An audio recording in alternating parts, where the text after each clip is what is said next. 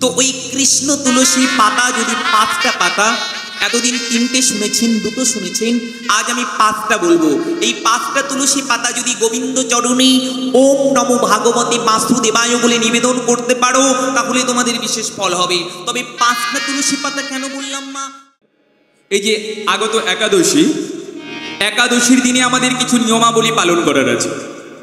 প্রত্যেকটা একাদশী আমরা কেমন করে পালন করব, একাদশী পালনের নিয়ম কি, আগে জানতে হবে এই একাদশীটা কে, এই একাদশী পালন করলে কি হয়, একাদশী কথার অর্থটা কি। একাদশী কথার অর্থ, এই একাদশীটাকে বারে বারে যদি বলতে থাকো মা, একাদশী একাদশী একাদশী অর্থাৎ একাই দোষী। তাই এই দোষ থেকে মুক্তি পেতে গেলে আমাদের একাদশীর চরণ স্মরণ নিতে হবে। এই একাদশী নারী না পুরুষ, এই একাদশী হচ্ছে নারী মা, পুরুষ নয়।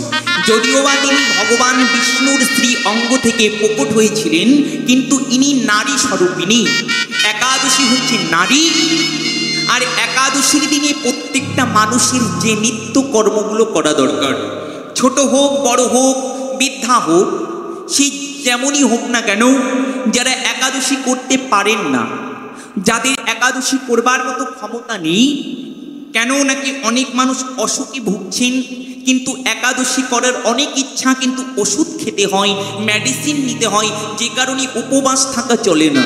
তো সেক্ষেত্রে আপনি একাদশী নাই বা করলেন, কিন্তু একাদশীর দিনে কিছু নিয়মাবলী পালন করলে তবুও আপনি পাপ থেকে কিছুটা হলেও মুক্তি পাবেন। কেমন মা? একাদশীর দিনে যারা একাদশী পালন করবেন না, তারা নিরামিষ আহার করতে হবে, শুদ্ধ নিরামিষ আহার করতে হবে। এদিন মাছ, মাংস, পেঁয়াজ, রসুন খাওয়া একদমই চলবে না। মাছ, মাংস, পেঁয়াজ, রসুন একদমই খাওয়া চলবে না। নেশা জাতীয় দ্রব্য সেবন করা চলবে না। তৃতীয়, চুল, নখ, দাড়ি এগুলো খনন করা যাবে না, অর্থাৎ কাটা যাবে না। চতুর্থ, মাথাতে শ্যাম্পু, সাবান, কোনো ধরনের এই সমস্ত ফেস ওয়াশ জাতীয় জিনিস ব্যবহার করা যাবে না। পঞ্চম, অঙ্গে তৈল জাতীয় দ্রব্য লেপন করা যাবে না। ষষ্ঠম কি গো মা?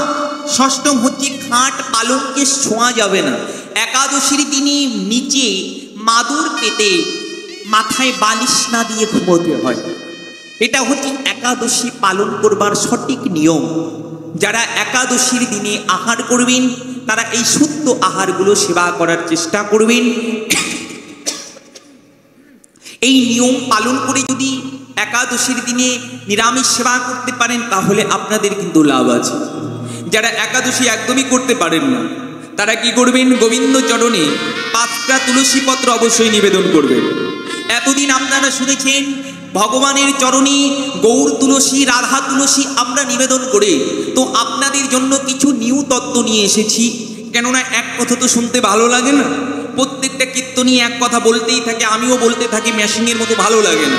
এক জিনিস আমারও যেমন ভালো লাগে না, আপনাদেরও ভালো লাগে না। তো স্বাদ পরিবর্তন করবার জন্য কিছু চটপটে জিনিস প্রয়োজন হয় আমাদের। তো কেমন মা? আপনারা গোবিন্দ চরণে কৃষ্ণ তুলসী নিবেদন করবেন। কৃষ্ণ কথার অর্থ হচ্ছে আকর্ষণ, আর কৃষ্ণ তুলসীকে ভগবান বড় ভালোবাসে। কেন? কৃষ্ণ স্বরূপই হচ্ছে কৃষ্ণ তুলসী। তো ওই কৃষ্ণ তুলসী পাতা যদি 5টা পাতা, এতদিন 3টে শুনেছেন, 2টো শুনেছেন, আজ আমি 5টা বলবো। এই 5টা তুলসী পাতা যদি গোবিন্দ চরণে ওম নমো ভাগবতে বাসুদেবায় বলে নিবেদন করতে পারো, তাহলে তোমাদের বিশেষ ফল হবে। তবে 5টা তুলসী পাতা কেন বললাম মা? 5টা মানে পঞ্চ ইন্দ্রিয়কে বশীভূত করবার জন্য। এই পঞ্চ ইন্দ্রিয়কে বশীভূত করবার জন্য গোবিন্দের চরণে এই 5টি তুলসী পাতা নিবেদন করতে হবে। আর একটা কারণ কি? এই 5টা তুলসী পত্র হচ্ছে এই পঞ্চভূতের প্রতীক মা। ক্ষিতি, অপ, তেজ, মরুত, বোম, এই পঞ্চভূত দ্বারা এই দেহটা নির্মিত, এই পঞ্চভূত দ্বারা এই জগৎ সংসার নির্মিত। তাই এই পঞ্চভূতকে বশীভূত করতে গেলে যিনি বশ করে রেখেছেন আমার গোবিন্দ, যিনি হচ্ছে কামদেবেরও কামদেব, যিনি হচ্ছে মদনেরও মদন, তাই মদনকেও যিনি বশ করতে পেরেছেন, সেই মদনমোহন গোবিন্দ, তার চরণে যদি এই 5টা তুলসী পাতা নিবেদন করতে পারো, গোবিন্দ তোমার হলাম বলে, তাহলে কিন্তু আপনাদের মঙ্গল মঙ্গল হবে। তবে শুনে নাও মা, তুলসী পাতা নিবেদন করবার কিছু নিয়মাবলী আছে। তুলসী পাতা তো একাদশীর দিনে তুলতে নেই, সবাই জানেন, সবার মুখস্থ। একাদশীর দিনে তুলসী পাতা তুলতে নেই, রবিবার দিন তুলসী পাতা তুলতে নেই, অমাবস্যা পূর্ণিমাতে তুলতে নেই, আরও বিশেষ বিশেষ তিথিতে তুলতে নেই, সেগুলো আপনারা সবাই জানেন, বলবো না। তবে একটা কথা বলি মা, তুলসী পাতাটা তুলবেন বটে, কিছু মন্ত্র বলুন বা না বলুন, সবাই বলে তুলসী পাতার তোলার মন্ত্র বলো, মন্ত্র বলো, মন্ত্র বলো। শোনো, মন্ত্র বললে কাজ আছে, তবে মন্ত্রের থেকে আর একটা বেশি কাজ হচ্ছে ভক্তি মন্ত্রে। ভক্তি যার কৃষ্ণ তার, সর্বশাস্ত্রে কয় ভক্তি না থাকিলে কৃষ্ণ দেখিলে বা কি হয়? বলো, কোনো লাভ হবে? আগে তো ভক্তি, আগে হচ্ছে আশ্রয়, তারপরে হচ্ছে বিষয়। আশ্রয় যদি না হয় তুমি বিষয় পাবে কি করে? তোমার আগে ভক্তিকে আশ্রয় করো। ভক্তিকে আশ্রয় করতে গেলে তুলসী মাতা হচ্ছে স্বয়ং ভক্তি দেবী, ভক্তি প্রদায়িনী মাতা। তাহলে তার পত্রগুলো কেমন করে চয়ন করতে হবে মা? শুনে নাও, যখন তুলসী তলায় যাবে, আগে হাতে 3টে তালি দেবে। তোমার মন্ত্র বলার প্রয়োজন না। কি করবে? হরে কৃষ্ণ কৃষ্ণ কৃষ্ণ হরে হরে, হরে রাম রাম রাম হরে হরে। এই মহামন্ত্র, মন্ত্রের মন্ত্র, মহামন্ত্র বলে এক হাত দিয়ে তুলসী বৃক্ষটা ধরবেন, আর এক হাত দিয়ে মনে মনে কৃষ্ণ নাম বলতে বলতে বলতে বলতে তুলসী পাতাগুলো তুলবেন। তুলসী পাতা তুলবেন, কিন্তু যেন বৃন্তটা থাকে মা। বৃন্ত ছাড়া তুলসী পাতা গোবিন্দ গ্রহণ করে না মা। তবে দেখবে, ঝরে যাওয়া তুলসী পাতা গোবিন্দ চরণে দিও না। পচে যাওয়া তুলসী পাতা গোবিন্দ চরণে দিও না। চুরি করা তুলসী পাতা গোবিন্দ চরণে দিও না। যদি গোবিন্দ চরণে দিতে হয়, আগে তুলসী মাতার কাছে যাওয়া চাই। তুলসী মাতার কাছে গিয়ে কেঁদে কেঁদে বলো, ও হে ভক্তি প্রদায়িনী মহারানী তুলসী মাতা, তোমার কৃপা বিনে তো কৃষ্ণ মেলে না, তোমার কৃপা বিনে তো ভক্তি মেলে না। তুমি তো কৃষ্ণ প্রিয়সী তুলসী, তাই তুলসীরে দেখে অমনি শিরে তোলো তুলসীকে। তাই তুলসীর চরণে শির নত করে বলো, হে মাতা, আমি সাধনবিহীন, ভজনবিহীন, প্রেমবিহীন, মাধুর্যবিহীন তোমার চরণে এলাম। কৃপা করে, দয়া করে তুমি আমায় কৃপা করে তোমার পত্র তোলবার অধিকার দাও, আমি যেন এই পত্র তুলে নিয়ে তোমার শ্রী গোবিন্দ চরণে সেবা দিতে পারি। এমনি করে তুলসী পাতা তুলে, তুলসী পাতাটা ধৌত করা যাবে না, গঙ্গা জলের ছিটে দিয়ে শ্বেত চন্দন ওই তুলসী পাতায় লাগিয়ে, হা গোবিন্দ তোমার হলাম বলে এক এক করে তুলসী দল যদি গোবিন্দ চরণে দিতে পারো, নয়ন জলে ভেসে ভেসে, হে গোবিন্দ দয়া করো বলে, ও হে গোবিন্দ দয়া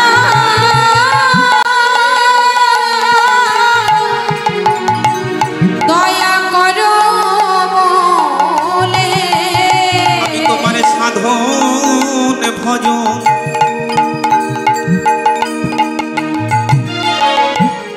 জানি না হে, ওগো গোবিন্দ দয়া করো বলে, তোমার সাধনে ভজ হরি বল হরি বল হরি বল। কিছু জানি না গো,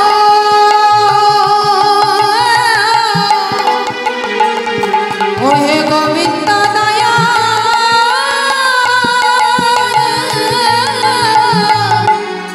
করো বলে। আমি বলছি, এমনি করে যদি তুলসী পাতা চয়ন করে গোবিন্দ চরণে দিতে পারো, গোবিন্দের বাবার ক্ষমতা নেই তোমার কাছে আসবে, আসতে হবে। ওগো, ডাকার মতো তো ডাকতে হবে, ধরার মতো তো ধরতে হবে। যদি চোরকে তুমি ভালো করে শক্ত করে ধরতে না পারো, চোর তো চুরি করে পালিয়ে যাবে। চোর কি? চোর আমার গোবিন্দ। সেই বোজগোপীদের মন চুরি করেছে, বসন চুরি করেছে, ননি চুরি করেছে। শুধু তাই নয়, পোতনার প্রাণ চুরি করেছে। সে প্রাণ চুরি করেছে অকাসুর বকাসুরের, প্রাণ চুরি করেছে কামদেবের অহংকার নাশ করেছে। কালিয়া নাগের বিষ তিনি নষ্ট করে তাকে দমন করেছে। ওগো মা, আমরাও তো কালিয়া নাগের মতো বিষে পরিপূর্ণ, বিষয় বিষে কালিয়া দাহের মতো সংসার, কালিয়া দাহ যেখানে দিবানিশি বিষের মতো আগুন দাও দাও করে জ্বলে, এই সংসারে দহে আমরাও আগুনের ভিতরে জ্বলে পুড়ে মরছি বিষয় বিষানলে। ওমা, এই বিষয় বিষানল থেকে মুক্তি পেতে গেলে যে কালিয়া নাগকে দমন করেছে, আমাদের রিপুকেও দমন করতে গেলে সেই গোবিন্দের চরণ তলে শরণ নিতে হবে। ওমা, ওই তুলসী দল দিয়ে যদি তুলসী দলটা তুলে নিয়ে জলে ধৌত করে গোবিন্দ বলে সেবা করতে পারো, তোমার কৃষ্ণ ভক্তি প্রাপ্তি হবে। হরি বল। কৃষ্ণ ভক্তি প্রাপ্তি হবে, তোমার কৃষ্ণ ভক্তি প্রাপ্তি হবে। তোমার কৃষ্ণ ভক্তি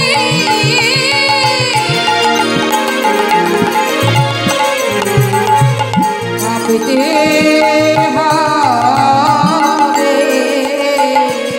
তোমার কৃষ্ণ ভক্তি প্রাপ্তি হবে, তোমার মনুষ্য জীবন ধন্য হবে, হরির কৃপা হবে। আর ওই তুলসী পত্র তুলে আপনার সন্তানকে সেবা করান, আপনার স্বামীকে সেবা করান, নিজেই সেবা করুন, আত্মীয় স্বজন পারিপার্শ্বিক সবাইকে সেবা করুন। তুলসী দর্শনে পাপ নাশ হয়, তুলসী পরশে ভক্তি প্রাপ্তি হয়, তুলসী দর্শনে জীবের পাপ নাশ হয়, তুলসী সেবনে জীবের পুণ্য সঞ্চয় হয়। এই তুলসী অতি মহাসতী, তাই একাদশীর দিনে যদি তুলসীকে কেউ সেবা দিতে পারে তার মানব জন্ম ধন্য হয়ে যাবে, তার 14 কুল স্বর্গবাসী হবে। এই তুলসীর এমন মহিমা, এই একাদশীর দিনে যদি কেউ তুলসীকে 4 বার পরিক্রমা করতে পারে, তুলসীর তলায় একটি ঘিয়ের প্রদীপ জেলে দিতে পারে, তার তো আরো মঙ্গলই মঙ্গল হবে। একাদশীর দিনে যারা ব্রত পালন করবেন তারা দিবানিশি হরিবাসরে থাকতে হবে। হরিবাসর, বাসর মানে বাসর সজ্জা, আমরা বলি ফুল সজ্জা, কিন্তু সাধু বলে বাসর সজ্জা। বাসর, বাসর মানে বাঁশিওয়ালা, সেই বংশীধারী গোপালা। এই একাদশীর দিনে যদি তার নাম নিয়ে তার সঙ্গে বাসর করতে পারো, হরিবাসর, অগো যার সঙ্গে হবে তোমার নাম সংকীর্তন, যদি করতে পারো নাম সংকীর্তন, গোবিন্দ আমার খুশি হয়ে দেবে তোমায় প্রেম ধন। যদি এই প্রেম ধন তুমি লাভ করতে পারো, তোমার মানব জন্ম ধন্য হবে, তোমার মানব জন্ম ধন্য হবে, তোমার মানব জন্ম ধন্য হবে, তোমার মানব জন্ম ধন্য হবে গো। একাদশীর দিনে যারা ব্রত পালন করছেন তারা দিন ভরে কৃষ্ণ নাম করতে হবে। যত পারো কৃষ্ণ নাম করো, সৎসঙ্গ করো, মালা জপো, ভাগবত অধ্যয়ন করো, কীর্তন শোনো, তোমার লাভ আছে। একাদশীর ব্রত পালন করতে করতে কখনো আন কথা বলতে নেই, ঝগড়া করতে নেই, তাহলে ব্রত নষ্ট হয়ে যাবে। একাদশীর ব্রত তো নির্জলা থাকতে পারলে খুবই ভালো, না হলে ফলমূল আহার সেবা করবেন। কি কি সেবা করতে হয় আপনারা সবাই জানেন, আর বলে সময় নষ্ট করব না, তবুও বলে দিতে হয়। আবার অনেকে বলবে কীর্তন নিয়ে কিছু জানে না, কীর্তন করতে এসেও মা অনেক জ্বালা, কত লোক যে কত টোন করে, টিটকারি করে, টোল করে, রিলস বানায়, আর ভালো লাগে না। যে কথাটা বলেছি একভাবে ওরা ব্যক্ত করে আর একভাবে। আমার সঙ্গে প্রদীপ কাকুর সঙ্গে দীনকৃষ্ণ কাকুর সঙ্গে ভিডিও ছেড়ে দিয়েছে, কত লোকে বাজে বাজে কমেন্ট করছে, আর পারি না, মরণ দশা, আমাদেরই কপাল খারাপ।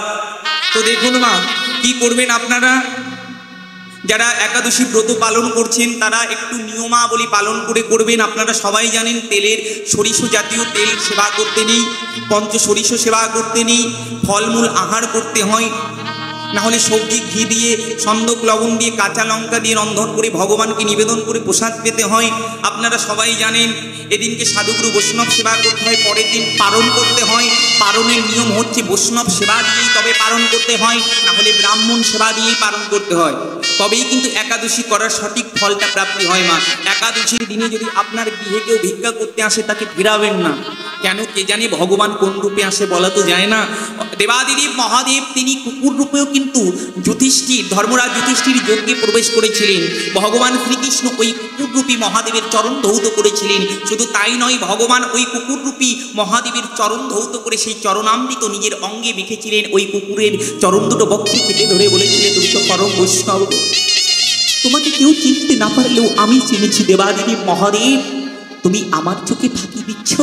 তুমি হতে পারো কুকুর, তুমি হতে পারো কুকুর, কিন্তু তুমি তো আসলে দেবাদিদেব, তুমি তো পরম বৈষ্ণব। দেখুন আমরা শিবকে বলি পরম বৈষ্ণব, কিন্তু তিনি তো গলায় তুলসীর মালা নেয়নি, তিনি তো তিলক সেবা করেনি, তিনি তো ব্যাঘ্র ছাল পরেছেন, অঙ্গে ছাই হস্ত মেখেছেন, বিষধর সাপকে গলায় রেখেছেন, তবে তিনি কি বৈষ্ণব নয়? থাকে শ্মশানে। শিব কোথায় থাকে মা? শ্মশানে। শ্মশানে, যে শ্মশানে মরা পোড়ায় সেই শ্মশানে নয়, সেই শ্মশান নয় মা। তবে শ্মশান বলছি কেন? শ্মশানে, শ্মশানে, স মানে নিজে, আর আসনে মানে নিজের সনে নিজেই। যে ভক্তির আসনে বসে থাকে, যে নিজের শনি মহা আসনে বসে ভগবানের ধ্যান করে, তাকেই মহা শ্মশান বলে। ওগো যদি কেউ মহা শ্মশানে যেতে পারে তার তো ভক্তির আসন প্রাপ্তি হয়ে যায়, তার মানব জনম ধন্য হয়ে যায়, গোবিন্দ পেয়ে যায়। শাস্ত্রে বলেছে, আমার মুখের কথা নয়, ঊর্ধ্ব থেকে নিম্নে বয় তারে বলে ধারা। কি বলছি? ঊর্ধ্ব হইতে নিম্নে বয় তারে বলে ধারা। ওমা, উপর থেকে যদি জল নিচে পড়ে তাকে ধারা বলে, তাই না? আর নিচে থেকে ঊর্ধ্বে ধায়, নিচে থেকে ঊর্ধ্বে ধায় তারে বলে রাধা। রাধা, রাকারে গর্ভে বাস, রাকারে গর্ভে বাস, জন্ম মৃত্যু হরে, ধাকারে ভববন্ধন কর্ম ক্ষয় করে। ওমা, সেই রাধা, এই রাধাকে চিনতে গেলে, রাধাকে জানতে গেলে আগে যাও রাধাপতির কাছে। সেই রাধাপতি গোবিন্দ, যিনি রাধা বলে পাগল হয়েছে, আর ওই সেই রাধাপতি গোবিন্দ বলে পাগল হয়েছে মহাদেব। তাই বৈষ্ণবের সঙ্গ করলে পারে ভক্তি প্রাপ্তি হয়, তাই তো বাবা? কেন? পরশমণির পরশে যেমন লোহা সোনা হয়, ভক্তের পরশে তেমন ভক্ত হওয়া যায়। শোনো শোনো মহাশয়, তোমাদের কাছে বলি আমি একটা কথা বারে বারে তোমাদের শোধাই। ওমা, ওই রাধা, যে রাধা নামে নিতে পারে তারে চলে যায় ভববাধা। কি ভগবাদা? সংসার আমার, বাড়ি আমার, গাড়ি আমার, পুত্র আমার, সুন্দরী রমণী আমার, আহা, এই বাধা চলে যাবে। যে রাধাকে ভালোবাসে তার আধার চলে যায়। কিসের আধার? এই আমিত্বের আধার চলে যায়, সবই আমার। ওগো ভেবে দেখো, তুমি কার? তুমি কেউ নয়, তুমি কারুর নয়, তুমি একমাত্র গোবিন্দের চরণের নিবেদিত প্রসাদ বটে। কিন্তু সেই গোবিন্দকে ভুলে গেলে, কিন্তু গোবিন্দকে তুমি ভুলেছো বটে, কিন্তু গোবিন্দ তোমায় ভোলে নাই। মহাদেব ভেবেছে গোবিন্দ আমায় চিনতে পারবে না, হায়, কিন্তু অনাদির আদি যিনি সর্ব কারণের কারণ হয়, তাকে কি কখনো ফাঁকি দেওয়া যায়? ওই মহাদেবকে আমার গোবিন্দ চিনে ফেলেছে, হায়, এই গোবিন্দ চিনে ফেলেছে। মহাদেবের চরণ দুটি জড়িয়ে ধরেছে, মহাদেবকে বলছে, ও মহাদেব এবার যাবে কোথায়? দাও দাও তোমার চরণে ধুলি, দাও দাও তোমার চরণে ধুলি, বলি দাও দাও তোমার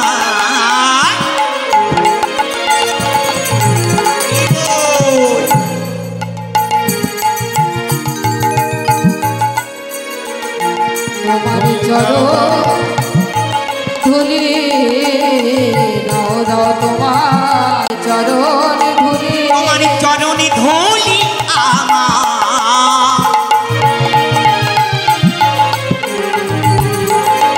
আমার স্নান কেলি, বলি দাও দাও তোমার চরণ ধুলি, চরণ ধুলি,